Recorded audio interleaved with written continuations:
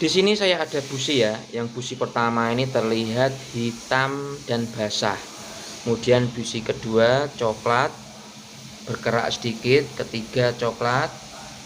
Kemudian yang keempat ini adalah coklat berkerak banyak. Nah, di sini ya, istilahnya berkerak ini itu upil. Jadi di sini upilnya banyak, coklat. Ini upilnya ini hitam. Nah, ini menandakan bahwa oli itu ikut terbakar di ruang bakar ya, teman-teman ya, seperti ini. Akhirnya muncul busi menjadi warna hitam.